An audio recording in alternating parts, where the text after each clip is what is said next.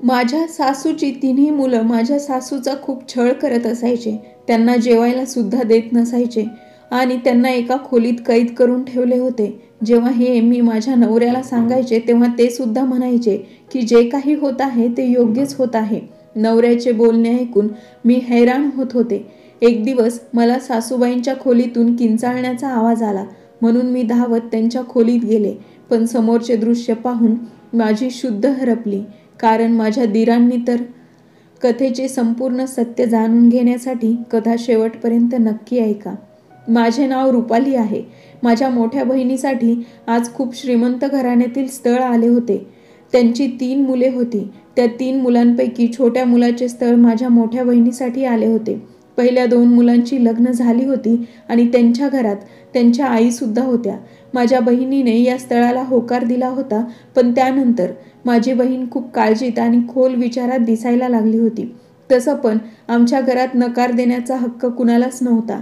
जर माझ्या बहिणीने या लग्नासाठी नकार दिला असता तरी माझ्या पप्पांनी तिचे लग्न तिथेच केले असते. कारण माझ्या 2 बहिणींची लग्नसुद्धा पप्पांच्याच मर्जीने झाली होती. माझे पप्पा खूप कडक स्वभावाचे होते आणि जुन्या विचारांचे होते. पण माझी मोठी दीदी खूपच जास्त काळजीत दिसायला लागली होती. मला सुद्धा दीदीची काळजी वाटायची. मी दीदीला सारखे विचारायचे पण दीदीने मला काहीच सांगितले नाही. लग्नाच्या दिवशी मी तिच्या खोलीत तिला उठवण्यासाठी गेले होते. ती आज तिचे लग्न आहे. कमीत कमी आजच्या दिवस तरी तिने लवकर उठावे. पण मी हे पाहून हैराण झाले की ती तिच्या बेडवर नव्हतीच. तिने पिलोंना असे ठेवले होते की ते पाहून आम्ही समजू की ती अजून झोपलेली आहे. याचा अर्थ ती रात्रीच घरातून पळून गेली होती. लग्नाची सगळी तयारी झाली होती आणि मुलाकडील पाहुण्यांचे सुद्धा फोन येत होते की आम्ही तासाभरात निघत आहोत. पण इथे तर नवरी मुलगीच गायब झाली होती. आता खूपच मोठे संकट माझ्या पप्पांसमोर उभे राहिले होते. कारण आमच्या खानदानात माझ्या पप्पांना खूप मोठी इज्जत होती.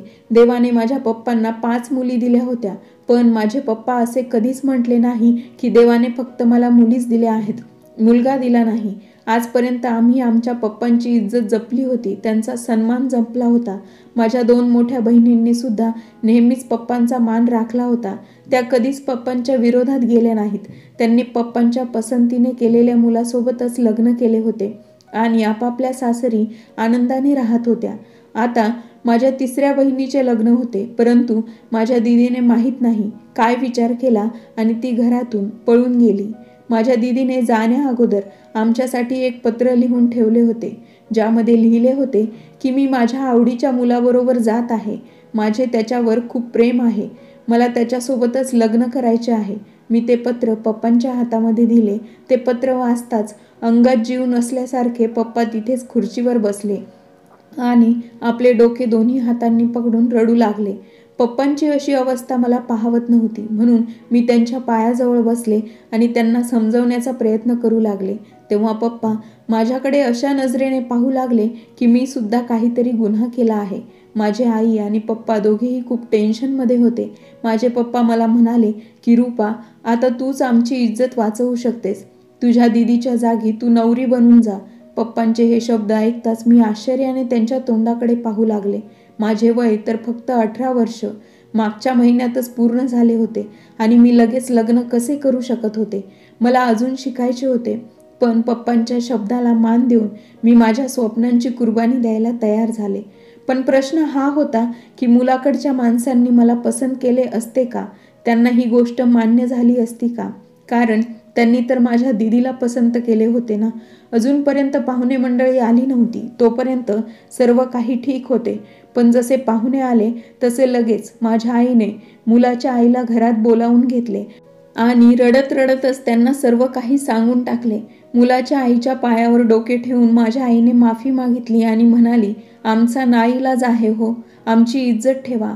आमच्या छोट्या मुलीबरोबर तुमच्या मुलाचे लग्न करण्यास तुम्ही तयार व्हा.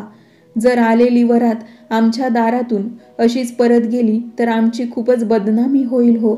नवरदेवाची आई खूपच समजूतदार होती आणि चांगली स्त्री होती.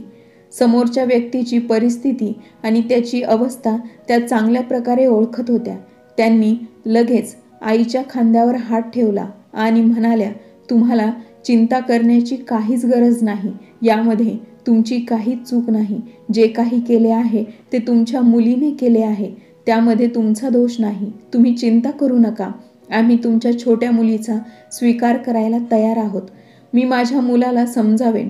त्यांनी लगेच आपल्या मुलाला बाजूला घेतले आणि सर्व गोष्टी नीट समजावून सांगितल्या. मी मात्र हृदयावर दगड ठेवून हे लग्न करण्यास तयार झाले होते. कारण जर मी या लग्नासाठी तयार झाले नसते तर माझे आई वडील कुठेही तोंड दाखवण्याच्या लायकीचे राहिले नसते.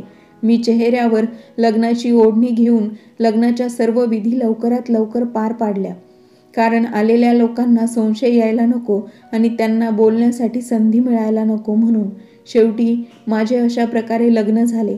माझ्या आई आणि पप्पांनी माझ्या सासरच्या लोकांना सांगितले की तुम्ही आमची इज्जत वाचवली आहे. आमची मुलगी नेहमीच तुमची काळजी घेईन. मी सुद्धा मनातल्या मनात शपथ घेतली होती की या स्त्रीने माझ्या घरची इज्जत वाचवली आहे. त्यामुळे काहीही झाले तरी या स्त्रीबरोबर मी चांगलेच वागेन. शेवटी आता नात्याने त्या माझ्या सासूबाई होत्या. मी हा विचार करून माझ्या वडिलांच्या घरून माझ्या सासरी आले होते. घरात मी माझ्या सासूबाईंची छोटी सूनबाई होते. माझ्या सासूबाईंचे माझ्या नवऱ्यावर खूप प्रेम होते. त्यांनी मला जवळ बोलावले आणि म्हणाल्या, तुला काळजी करण्याची काही गरज नाही. माझ्या दोन्ही सुना थोड्या विचित्र स्वभावाच्या आहेत. मीच त्यांना पसंत करून या घरात घेऊन आले होते. परंतु लग्न झाल्यानंतर काही दिवसातच त्यांनी आपले रंग बदलले आणि तू त्यांच्या गोष्टींकडे जास्त लक्ष देऊ नकोस. त्यांनी जर तुला काही सांगितले तर एका कानाने ऐकून दुसऱ्या कानाने सोडून द्यायचे. हे तुझे स्वतःचे घर आहे. कुणालाच तू घाबरू नकोस. सासूबाईंचे हे बोलणे ऐकून मी खूप काळजीत पडले होते. कारण माझ्या मनात नसताना मी माझ्या आईवडिलांसाठी, माझ्या बहिणीसाठी, माझ्या नव्या आयुष्याला सुरुवात केली होती. लग्नासाठी मी अजिबातच तयार नव्हते. मला काय माहीत होते की माझ्या बहिणीच्या जागी माझेच लग्न होणार आहे. माझी बहीण तर तिच्या आवडीच्या मुलाबरोबर पळून गेली होती. पण मला आगीत ढकलण्यात आले होते. मला तर बाबा सुरुवातीला असेच वाटत होते, पण असे काहीच नव्हते. उलट माझी दीदी तर कमनशिबी होती. तिने एवढ्या चांगल्या घरावर लाथ मारून दुसरीकडे पळून गेली होती. कदाचित ती एखाद्या बंगल्यामध्ये सुद्धा गेली असेल. पण तिचे आत्ताचे नातेवाईक ही गोष्ट विसरणार नाहीत की तिने पळून जाऊन लग्न केले आहे. आणि उद्या जर तिला मुलगी झाली तर तेच लोक त्या मुलीला सुद्धा ऐकवतील की तुझ्या आईने पळून जाऊन लग्न केले होते. परंतु पळून जाणाऱ्या मुली या गोष्टीचा सुरुवातीला कधीही विचार करत नाहीत की घरातून पळून जाणाऱ्या मुलींची कोणीही इज्जत करत नाही. माझ्या सासूबाई खूप चांगल्या स्वभावाच्या होत्या. असे म्हणतात ना की ज्यांच्या मनामध्ये देवाविषयी भक्ती असते तो माणूस कधीही वाईट नसतो. तो माणूस वाईट असतो जो देवाला विसरून गेलेला असतो. पण माझ्या सासूबाई तर दिवसभर हातात जपमाळ घेऊन बसलेल्या असायच्या. खूप वेळ त्या पूजापाठ करण्यातच व्यस्त असायच्या. त्या घरातल्या कोणत्याच गोष्टींवर लक्ष देत नसायच्या किंवा बोलत नसायच्या. माहीत नाही का, पण त्यांच्याकडे पाहून माझ्या मनाला शांती मिळत असायची. पण लग्नानंतर या घरात राहून मी एक गोष्ट नोटीस केली होती की या घरात माझ्या सासूबाईंना कोणीही इज्जत देत नाही. म्हणजे त्यांना विचारून कोणतेही काम केले जात नसायचे. एवढेच काय तर त्यांची मुले सुद्धा त्यांच्याबरोबर चांगली वागत नसायची. कोणताच मुलगा त्यांचा सन्मान किंवा इज्जत करत नसायचा. कोणताच मुलगा त्यांच्या खाण्यापिण्याकडेही लक्ष देत नसायचा. माझ्या सासूबाईंना शुगरचा त्रास होता तरी सुद्धा त्यांच्या खाण्यापिण्याकडे लक्ष दिले जात नसायचे. घरामध्ये जे काही बनले जायचे तेच त्यांना खायला लागायचे. आज घरामध्ये फक्त राईसच केला होता तेव्हा मी सासूबाईंना म्हणाले, तुमच्या तब्येतीसाठी राईस चांगला नाही. मी तुमच्यासाठी भाजी भाकरी बनवते. माझ्या सासूबाई म्हणाल्या, नको ग, मला सवय नाही. जे काही घरात बनवले जाते तेच मी खाते. मला कोणावरही ओझे बनून राहायचे नाही. तसेही राईस खाल्ल्यानंतर थोडीशी शुगर वाढेल ना, मग त्याने काय एवढे होणार आहे. मी त्यांना म्हणाले, ते काही नाही आई, मी पटकन तुमच्यासाठी भाकरी बनवते आणि भाजी बनवते. मला जास्त वेळ लागणार नाही. असे म्हणून मी पटकन किचनमध्ये गेले. माझ्या सासूबाईंसाठी मी स्वयंपाक बनवत असतानाच माझा नवरा ऑफिसवरून घरी आला आणि आमच्या खोलीत निघून गेला. परंतु मी त्यांच्या मागे खोलीत गेले नाही, कारण किचनमध्ये माझे थोडेसे काम शिल्लक राहिले होते. मी विचार केला होता की भाकरी भाजी झाली की सासूबाईंना जेवायला देते आणि मग आमच्या खोलीत जाते. माझ्या नवऱ्याने मला पहिलेच बजावून सांगितले होते की जेव्हा मी घरी येईन तेव्हा तू मला आपल्या खोलीत हवी आहेस. जेव्हा मी आमच्या खोलीत गेले तेव्हा मला पाहून माझ्या नवऱ्याला खूपच राग आला होता. मला पाहताच तो म्हणाला, मी तुला सांगितले होते ना, मी आल्यानंतर तू मला आपल्या खोलीत हवी आहेस. मग आज मी ऑफिसवरून आल्यानंतर तू खोलीत का नाही आलीस? मी म्हणाले, एवढे रागवण्याची काहीच गरज नाही हो. मी तुमच्या आईसाठीच भाकरी बनवत होते. हे ऐकून तर माझ्या नवऱ्याला खूपच राग आला आणि तो रागातच म्हणाला, मी येऊन अर्धा तास झाला आहे. तुम्हाला खोलीत येऊन विचारायला हवे होते की मला काय हवे आहे आणि काय नको.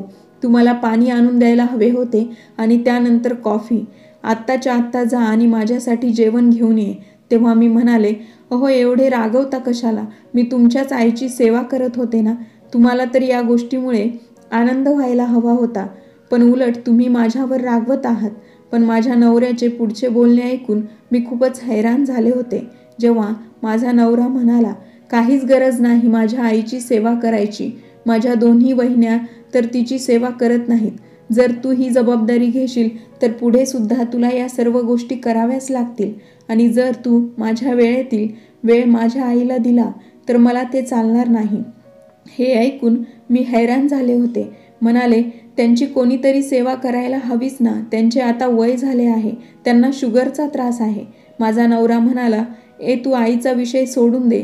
तू स्वतःकडे लक्ष दे. माझ्या आईकडे खूप पैसे आहेत. ती तिचं पाहून घेईल. माझ्या नवऱ्याचे हे बोलणे मला काहीसे विचित्र वाटले. तरीसुद्धा मी माझ्या आईंची, सासूबाईंची सेवा करत होते. कारण मी ही गोष्ट कधीच विसरू शकत नव्हते की त्यांनीच माझ्या आईवडिलांची इज्जत वाचवली होती. जर त्या वेळेला माझ्या सासूबाईंनी माझ्या आईचे बोलणे ऐकले नसते, माझ्या आईच्या बोलण्याला नकार दिला असता तर तेथे किती गोंधळ झाला असता. आज आमच्या खानदानात 1% सुद्धा माझ्या पप्पांची इज्जत राहिली नसती.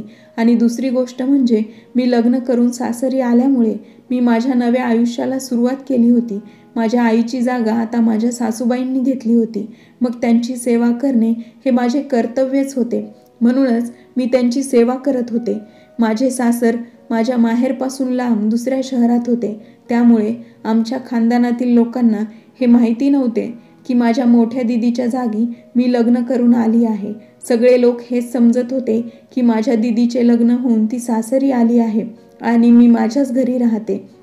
पण माझ्या आईवडिलांनी आमच्या नातेवाईकांना आणि शेजारच्या लोकांना सांगितले होते की माझी दिदी आणि तिचा नवरा लग्न झाल्यानंतर बाहेरच्या देशात गेले आहेत आणि मी शिकण्यासाठी दुसऱ्या शहरात माझ्या मावशीजवळ गेले आहे. माझे आई बाबा त्यांची इज्जत वाचवण्यासाठी खोटं बोलत होते. कारण काही झाले तरी समाजातील लोक आपल्याकडे उत्तर मागत असतात आणि आपल्याला त्यांना उत्तर देणे भागच पडते. म्हणूनच काही वेळा असे वागावेच लागते. 15 दिवसांनी दसरा हा सण होता. त्यामुळे माझ्या सासूबाईंनी सर्वांना पैसे दिले आणि म्हणाल्या, प्रत्येकजण स्वतःसाठी नवीन कपडे घेऊन या. जेव्हा माझ्या सासूबाई मला पैसे देण्यासाठी आल्या तेव्हा मी ते पैसे घेण्यास नकार दिला. मी म्हणाले, माझे आत्ताच लग्न झाले आहे, त्यामुळे माझ्याकडे खूप साऱ्या नवीन साड्या आहेत. तेव्हा माझी मोठी जाऊबाई म्हणाली, जर तुला पैशांची गरज नसेल तर तुझ्या वाटणीचे पैसे मला दे. तेव्हा मी फक्त हसले. पण माझ्या सासूबाई मोठ्या जाऊबाईंना म्हणाल्या, तुला तिच्या पैशांची काळजी करण्याची काहीच गरज नाही. हे रुपाचे पैसे आहेत. जेव्हा तिला गरज पडेल तेव्हा मी तिला तिचे पैसे देईन. तिचे पैसे माझ्याकडे सुरक्षित राहतील. तेव्हा माझी मोठी जाऊबाई म्हणाली, तुमच्याकडे तर खूप काही पडले आहे, पण आम्हाला माहीत नाही की ते किती सुरक्षित आहे की नाही. एवढं बोलून जाऊबाई तिच्या रूममध्ये निघून गेली. माझी 2 नंबरची जाऊबाई सुद्धा कधी कधी माझ्या सासूबाईंना टोमणे मारत असायची. तेव्हा मी सासूबाईंना म्हणाले, तुम्ही या सर्व गोष्टी ऐकून का घेता? त्यांना काहीच उत्तर का देत नाही? तेव्हा सासूबाई म्हणाल्या, मला उत्तर देण्याची सवय नाही. मी उत्तर दिले की भांडणे होतात. या सर्वांचे नशीब समज किंवा मी कमनशिबी समज. त्यांच्या लग्ना अगोदरच माझा नवरा या जगातून निघून गेला, नाहीतर त्यांनी या सगळ्यांना सुतासारखे सरळ केले असते. ते खूप शिस्तप्रिय आणि कडक स्वभावाचे होते, पण ते लवकर मला सोडून या जगातून निघून गेले. त्यांनी आपले पूर्ण आयुष्य पैसे कमावण्यासाठीच खर्च केले आणि आता आरामात घरी बसून खाण्याची वेळ आली होती, पण देवाने त्यांना लवकर बोलावून घेतले. ते सतत पैशांच्या मागे लागलेले असायचे. म्हणूनच तर माझी मुले बिघडली आहेत. आता माझी मुलं माझे काहीच ऐकत नाहीत ग. म्हणून मी त्यांच्या कोणत्याच गोष्टीकडे लक्ष देत नाही किंवा काहीच बोलत नाही. सासूबाईंचे हे बोलणे ऐकून मी शांत झाले होते. पण ही एक गोष्ट विचार करण्याची होती की माझ्या दोन्ही मोठ्या जावांना अजूनही मूलबाळ नव्हते. तसेही त्यांचे लग्न माझ्या लग्नापेक्षा 3-4 वर्ष अगोदरच झाले होते. आता मी माझ्या नवऱ्याच्या नकळत माझ्या सासूबाईंची सेवा करायचे. माझ्या नवऱ्याला समजायला नको याची मी मात्र काळजी घ्यायचे. एक दिवस अचानक माझा नवरा लवकर ऑफिसवरून घरी आला. तेव्हा मी माझ्या सासूबाईंच्या पायांना तेल लावत होते. माझ्या सासूबाई मला म्हणाल्या, "तू लवकर तुझ्या रूममध्ये जा, नाहीतर माझा मुलगा तुला खूप ओरडेल." आता मला ओरडा नक्कीच खावा लागणार होता, कारण त्यांनी मला सासूबाईंची सेवा करताना पाहिले होते. म्हणून मी लगेच त्यांच्या मागे रूममध्ये गेले. रूममध्ये गेल्यानंतर माझा नवरा म्हणाला, "तू मला एवढी हुशार वाटत नव्हतीस, पण तू खूपच हुशार निघालीस." मी म्हणाले, "तुम्हाला असे का वाटते आहे? आता मी काय केले?" ते म्हणाले, "तू माझ्या आईची सेवा यासाठीच करत आहेस कारण तुला माहीत झाले आहे की माझ्या आईकडे खूपच जास्त संपत्ती आहे आणि त्या संपत्तीची एकमात्र वारस माझी आईच आहे. आणि आता लवकरच ती वकिलांमार्फत तिचे मृत्यूपत्र लिहून घेणार आहे आणि त्यात ती तिची संपत्ती कोणाच्या नावावर करणार आहे हे लिहून ठेवणार आहे. आणि तुला वाटते की तिची सगळी संपत्ती तुझ्या नावावर व्हावी, म्हणूनच तू तिची एवढी सेवा करते." माझ्या नवऱ्याचे बोलणे ऐकून मी हैराण झाले होते. त्यावर मी म्हणाले की "असे काहीच नाही. तुम्हाला तर माहीत आहे सासूबाईंचे आमच्यावर खूप मोठे उपकार आहेत, म्हणूनच मी त्यांची सेवा करते." तेव्हा माझा नवरा म्हणाला, "त्यामध्ये तुझा तर काही दोष नव्हता, दोष तुझ्या बहिणीचा होता." तेव्हा मी मनातल्या मनात नवऱ्याचे आभार मानले की चला, माझा नवरा एवढा तर मानतोय की माझा तेव्हा काहीच दोष नव्हता. कारण मला असे वाटत होते की प्रत्येक गोष्टीसाठी मला दोषी ठरवले जाईल, कारण जे काही झाले होते ते सर्व माझ्या बहिणीमुळे झाले होते, कारण ती कोणासोबत तरी पळून गेली होती. पण आजपर्यंत माझ्या त्या बहिणीचा कधीही फोन आला नव्हता किंवा ती कुठे आहे याचा पत्तासुद्धा लागला नव्हता आणि आम्ही जाणून घेण्याचा सुद्धा प्रयत्न केला नव्हता. पण आता ती माझ्या डोळ्यासमोर कधीच येऊ नये असेच वाटत होते, कारण तिच्या चुकीमुळेच मला आणि माझ्या आईवडिलांना कितीतरी गोष्टी सहन कराव्या लागत होत्या. ते आम्हा लोकांनाच माहीत आणि त्यातून पुढे जाऊन आता कुठे आम्ही आमचे आयुष्य जगू लागलो आहे. त्यामुळे आता आम्ही त्या विषयावर पडदा टाकण्याचा पूर्णपणे प्रयत्न केला होता. असेच दिवस निघून जात होते. एक दिवस माझ्या मोठ्या दीराच्या रूममधून जोरजोरात भांडणाचा आवाज येऊ लागला.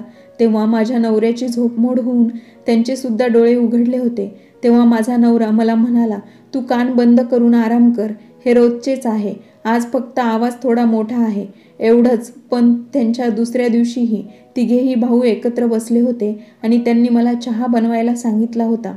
मी लपून ऐकले होते की ते माझ्या सासूबाईंच्या प्रॉपर्टीविषयी बोलत होते.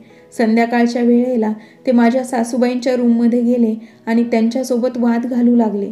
माझ्या मोठ्या दीराने माझ्या सासूबाईंची मान पकडली होती. त्यांच्याकडे पाहून असे वाटत होते की ते आता माझ्या सासूबाईंचा जीवच घेतील. ते सासूबाईंना म्हणत होते की सर्व संपत्ती आम्हा भावांच्या नावावर करून दे, परंतु सासूबाई ते करण्यास तयार नव्हत्या. त्या म्हणत होत्या की "मी लगेच थोडीच मरणार आहे. तुम्हाला कसली घाई लागली आहे? तुम्हाला लाज वाटायला हवी. तुम्ही कशा प्रकारे माझ्यासोबत बोलत आहात? मला त्रास देत आहात. मी तुमची आई आहे." तेव्हा माझा मोठा दीर म्हणाला, "तू आत्ताच्या आत्ता आमचा हिस्सा लिहून दे, नाहीतर पुढे जाऊन आम्हाला खूप अडचणी येतील. जर तू आत्ता सही केलीस तर सर्व काही ठीक होईल, नाहीतर पुढे जाऊन खूप मोठा प्रॉब्लेम होईल. जर बाबा जिवंत असते ना, तर त्यांनी आत्तापर्यंत या सर्व गोष्टी कधीच केल्या असत्या." तेव्हा सासूबाई म्हणाल्या, "जर तुमचे बाबा जिवंत असते तर अशा वागण्यामुळे त्यांनी तुम्हाला कानशिलात लावून घराबाहेर काढले असते. म्हणाले असते, तुमची आई जिवंत असताना तुम्ही तिच्याकडून अशा प्रकारे संपत्ती मागत आहात. तुम्हाला लाजा वाटत नाहीत का? आणि एक गोष्ट तुम्हालाही माहीत आहे की हे घर मी चालवते. तुमच्या बायकांचे सर्व खर्च मी उचलते. घरात लागणारे राशन माझ्या पैशातून येते. प्रत्येक सणासुदीला नवीन कपडे घेण्यासाठी मी तुम्हाला पैसे देते. तुम्ही लोकांनी घरासाठी 1 रुपया तरी खर्च केला आहे का? अगोदर घर खर्चासाठी 30,000 रुपये लागायचे, पण आता 40,000 सुद्धा कमी पडत आहेत." माझ्या सासूबाई काही अशिक्षित महिला नव्हत्या, चांगल्या शिकलेल्या होत्या. त्यांनी आपल्या मुलांना चांगलेच धारेवर धरले होते. माझ्या सासूबाईंच्या बोलण्यानंतर माझे दोन्ही दीर आणि त्यांच्या बायका तोंड वाकडं करत शांत बसल्या होत्या. मी मध्ये बोलायला गेले तर माझा नवरा म्हणाला, "तुला बोलण्याची काहीच गरज नाही. माझ्या दोन्ही वहिन्या बघ कशा त्यांच्या नवऱ्यांना साथ देतात आणि तू मात्र माझ्या आईची कामवाली बनून राहिली आहेस." आता हळूहळू आमच्या घरामध्ये वाद वाढू लागले होते. या लोकांनी जाणून बुजून माझ्या सासूबाईंना त्रास द्यायला चालू केला होता. आता माझे दीर आणि जाऊबाई माझ्या सासूबाईंना नीट जेवणसुद्धा देत नव्हते. त्यांना एका रूममध्ये कैद करून ठेवले होते. मी मात्र लपून छपून माझ्या सासूबाईंना जेवण देत असायचे. त्या लोकांना असे वाटत होते की जर सासूबाईंना त्रास दिला तर त्या वैतागून स्वतःहून सर्व संपत्ती आपल्या मुलांच्या नावावर करतील. मग रोजच आमच्या घरामध्ये संपत्तीवरून वाद होऊ लागले. परंतु माझ्या सासूबाई ठामपणे म्हणाल्या, जोपर्यंत मी जिवंत आहे तोपर्यंत मी तुम्हा लोकांच्या नावावर काहीच करणार नाही. तुम्हाला माझ्या संपत्तीमधील एक कवडी सुद्धा मिळणार नाही. आणि जर माझे मन झाले तर मी तुम्हाला काहीच देणार नाही. ही सगळी संपत्ती माझ्या नवऱ्याने कमावली आहे. तुम्ही लोकांनी कमावलेली संपत्ती नाही. तुम्हाला राहायला घर मिळत आहे, जेवायला मिळत आहे, हे तुम्हा लोकांसाठी एवढेच खूप आहे. यामध्ये तुम्ही खुश राहा. तुम्हा लोकांची नियत मला समजली आहे. जर का माझी सर्व संपत्ती तुमच्या नावावर करून दिली तर तुम्ही लोक मला पोह्यातील कढीपत्त्याप्रमाणे बाजूला काढून फेकून द्याल. हे घर माझे आहे. माझ्या नवऱ्याने मोठ्या कष्टाने हे घर उभे केले आहे. जोपर्यंत मी जिवंत आहे तोपर्यंत हे घर मी सोडून कुठेही जाणार नाही. माझ्या नवऱ्याने रक्ताचे पाणी करून ही सर्व संपत्ती जमा केली आहे. जर तुम्ही लोकांनी मला जास्तच त्रास देण्याचा प्रयत्न केला तर मी ही सर्व संपत्ती एखाद्या अनाथ आश्रमाच्या नावावर करून निघून जाईल. माझ्या सासूबाईंच्या तोंडून हे शब्द ऐकल्यानंतर माझा नवरा आणि दीर एकमेकांच्या तोंडाकडे पाहत होते. एकमेकांच्या डोळ्यांनी काहीतरी इशारा करू लागले आणि सासूबाईंच्या रूममधून बाहेर निघून गेले. परंतु आता माझ्या सासूबाई खूपच काळजीत राहू लागल्या होत्या. आपल्याला मूल व्हावे यासाठी माणूस कोणत्या कोणत्या परिस्थितीतून जातो. आपल्या मुलासाठी आणि त्यांच्या भविष्याचा विचार करत असतो. त्यासाठी स्वतःला किती कष्ट सहन करावे लागले तरी त्याची तो पर्वा करत नाही. कारण आपल्या मुलांना आपल्यासाठी मोठे झालेले पाहायचे असते. जगातील प्रत्येक सुख आपल्या मुलाला कसे मिळेल यासाठी आपण झटत असतो. पण इथे तर माझ्या सासूबाई 3 मुलांच्या आई होत्या. मला या गोष्टीची लाज वाटत होती की त्यांचा एक सुद्धा मुलगा त्यांच्या बाजूने नव्हता. दुसरीकडे त्यांच्या मुलांनी प्लॅन बनवला होता की सर्व कागदपत्रे तयार करून त्याच्यावर आईची सही घेण्याऐवजी जबरदस्तीने तिचा अंगठा घेऊया. परंतु ही गोष्ट माझ्या सासूबाईंच्या कानापर्यंत पोहोचली. त्यामुळे त्यांनी आपल्या 3 मुलांना खूप गोष्टी ऐकवल्या होत्या. त्या म्हणत होत्या की आता माझ्याच मुलांनी हद्दपार केली आहे. दिवस रात्र त्यांच्या बायका मला खूप त्रास देत आहेत. माझा नवरा सुद्धा सासूबाईंचे बोलणे ऐकत होता. माझ्या सासूबाई कधीच त्यांच्या सुनांबरोबर वाईट वागल्या नव्हत्या किंवा कोणत्याही सुनेला कधीही टचके टोमणे मारत नसायच्या. तरीसुद्धा त्यांच्या 2 सुना त्यांच्या दुश्मन झाल्या होत्या. हे पाहून मला खूपच सासूबाईंचे वाईट वाटत होते. एक दिवस तर हद्द झाली. 3 मुलांनी आपल्या आईवर हात उचलण्याचा प्रयत्न केला. हे पाहून माझ्या डोळ्यांमधून अश्रू वाहू लागले होते. माझ्या सासूबाईंची तब्येत खराब झाली होती. अशा अवस्थेमध्ये सुद्धा त्यांनी स्वतःला एका रूममध्ये बंद करून ठेवले होते. त्या आपल्या मुलांच्या अशा वागण्यापासून खूपच वैतागल्या होत्या. आपली मुले कोणत्या थराला जाऊ शकतात हे त्यांनी ओळखले होते. म्हणून त्यांनी स्वतःच्या रूमचा दरवाजा आतून बंद करून घेतला होता आणि आता त्या बंद रूममध्येच राहत होत्या. एक दिवस माझा नवरा माझ्याकडे आला आणि म्हणाला, आमची आई आमच्या हातचे पाणी सुद्धा पित नाही. जर तू तुझ्या हाताने तिला जेवण दिलेस तर ती नक्कीच जेवेल. त्या जेवणात आपण बेशुद्ध होण्याचे औषध टाकूया. जर आई बेशुद्ध झाली तर आपल्याला तिचा अंगठा घेता येईल. हे ऐकून मी खूपच आश्चर्यचकित झाले होते. तेव्हा मी माझ्या नवऱ्याला स्पष्टपणे सांगितले की मी हे काम करू शकणार नाही. यावर माझा नवरा म्हणाला, यामध्ये तुझे सुद्धा भले होईल ना, तुला सुद्धा संपत्ती मिळेल ना, आणि तुला संपत्ती मिळाल्यानंतर तू सुद्धा ऐशो आरामात जगशील. माझ्या भावांच्या बायका बघ कशा मजेत जगत आहेत. माझे तर नशीबच फुटके आहे जी तुझ्यासारखी बायको मला मिळाली आहे. तू चांगुलपणाचा आवा आणून तुला काहीही मिळणार नाही. ती तुझी सासू आहे आणि सासू सुनेमध्ये कधीही मैत्री होत नाही. मी सांगितल्याप्रमाणे तू केलेस तर सर्व संपत्ती आपल्याला मिळेल. तेव्हा मी माझ्या नवऱ्याला म्हणाले, ती तुमची जन्मदाती आई आहे, तरीही तुम्ही तिच्यावर एवढे अत्याचार का करत आहात? तेव्हा माझा नवरा म्हणाला, ती जन्मदाती आई असली तरी ती आमच्यावर प्रेम करत नाही.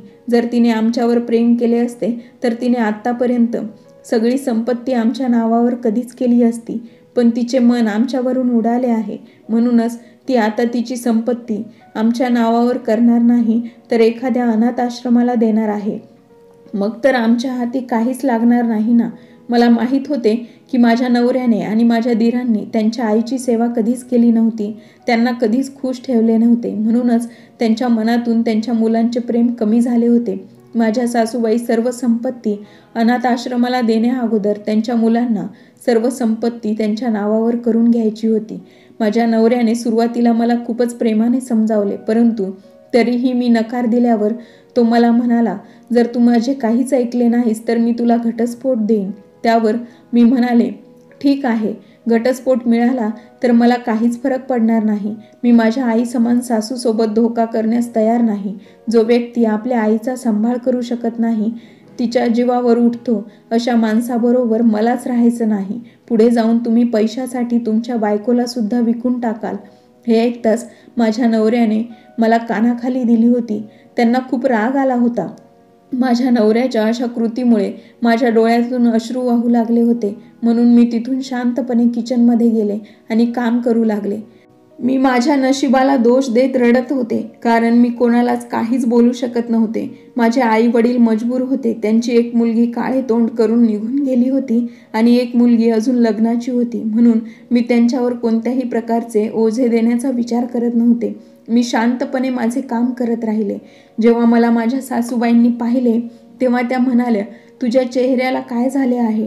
तुझ्या गालावर हे लाल निशाण कसले आहे? सासूबाईंना सांगितले होते की मी घसरून पडले म्हणून माझ्या गालावर लागले. पण माझ्या सासूबाई म्हणाल्या, पोरी, मी आता 70 गाठायला आले आहे. मला माहीत आहे तू पडली नाहीस, तर तुझ्या नवऱ्याने तुझ्यावर हात उचलला आहे. मग आता मला सांग, त्याने तुझ्यावर हात का उचलला?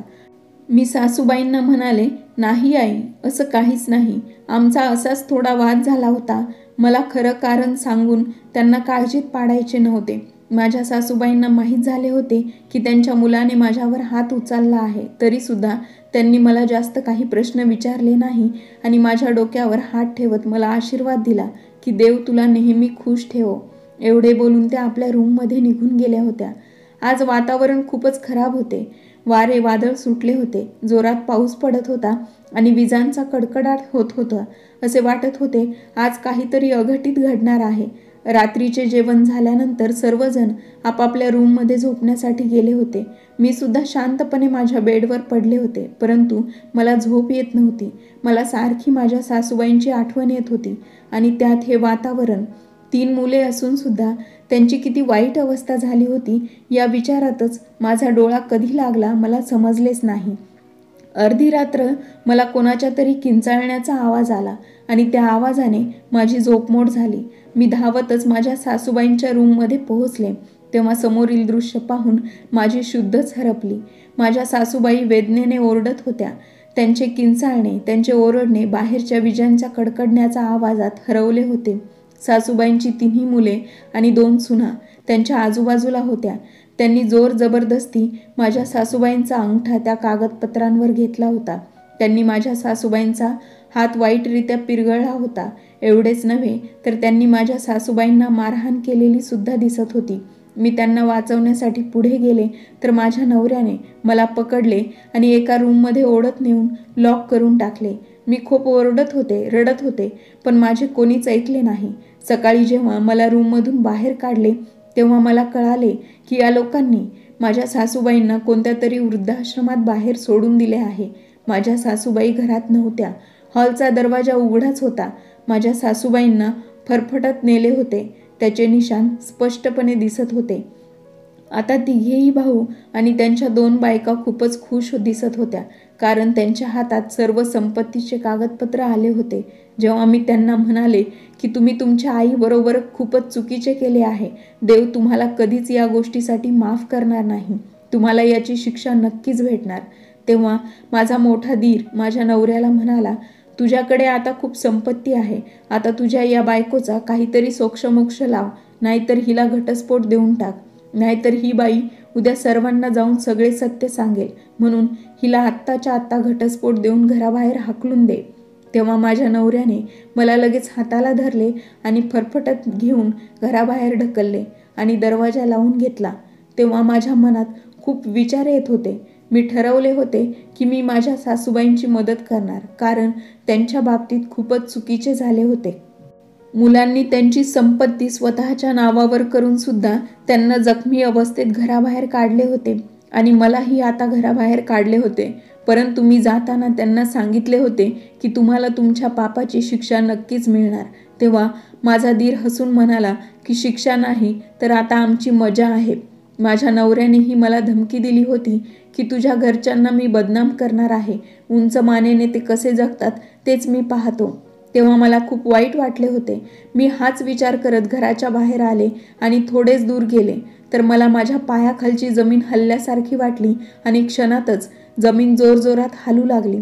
कदाचित भूकंप आला होता म्हणून मी तिथून पळत पळत जाऊन शेजारच्या एका मोठ्या मैदानात पोहोचले होते. क्षणातच खूप मोठा आवाज झाला आणि मी माझ्या कानांवर हात ठेवला. माझ्या डोळ्यांसमोर खूप साऱ्या घराच्या भिंती हालत होत्या.